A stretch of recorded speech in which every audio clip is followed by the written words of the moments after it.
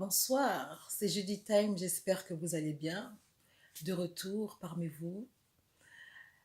J'ai un message pour une personne.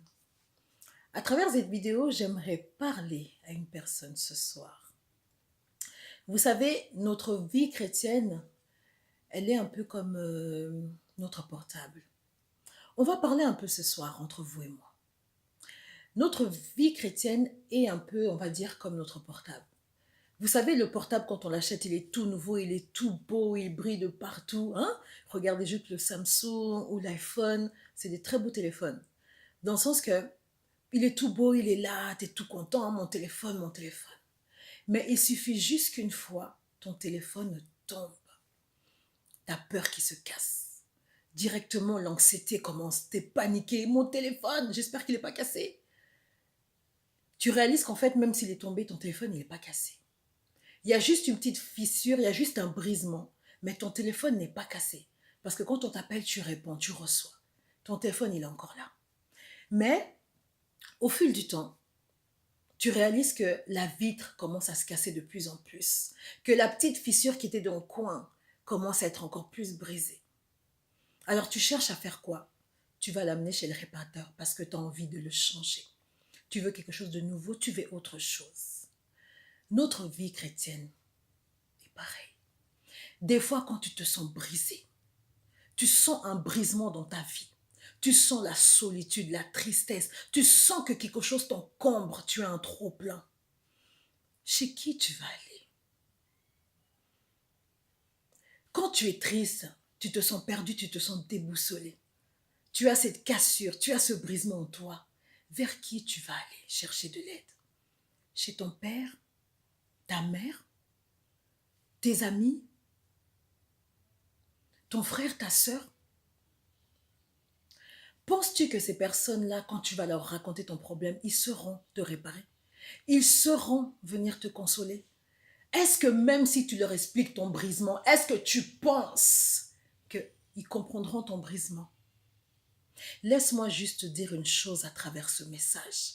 La seule personne qui pourra connaître ton brisement, c'est Jésus-Christ de Nazareth. Quand tu te sens brisé, quand tu te sens fissuré, quand tu sens qu'il y a une petite fissure au-dedans de toi, quand tu sens que tu as une petite cassure au-dedans de toi, va courir chez ton réparateur. Ton réparateur, c'est Jésus-Christ de Nazareth. Ton réparateur, c'est pas ta mère, c'est pas ton père, c'est pas ta soeur, c'est pas ton frère, c'est pas tes amis. Ton réparateur, c'est Jésus-Christ de Nazareth. Parce que même ta mère et ton père, quand tu vas leur expliquer ton problème, tu vas leur expliquer ton brisement, ta fissure, ta cassure, ils ne te comprendront pas parce qu'ils ne seront pas allés à la profondeur de ce que tu ressens. Mais Jésus-Christ, lui, ira à la profondeur de ce que tu ressens dans ton brisement, dans ta cassure, dans ta tristesse, dans ta solitude. Jésus-Christ sera allé dans la profondeur de ton brisement. Alors cours chez ton réparateur, car c'est Jésus-Christ de Nazareth. Car lui seul pourra te comprendre. C'est quelque chose d'important. Hermokopé photo la rapé.